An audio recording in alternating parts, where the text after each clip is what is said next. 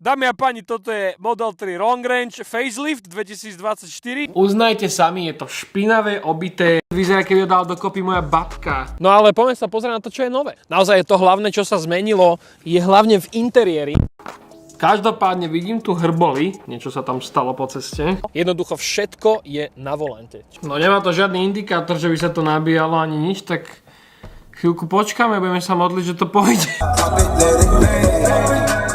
Z Apple Watchiek ide lepší zvuk.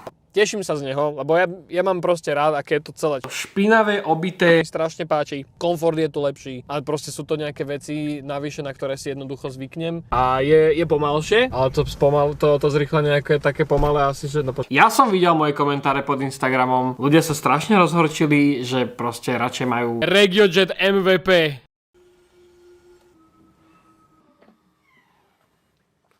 Už sa mi stihla vybiť. Nie, veď som to nabíjal. Ale keď sa už bavíme o tom, že by som toto kúpil svojmu dedovi, tak mu napríklad môžete zohnať vec z výšu. Ten vrch proste nie je rovný.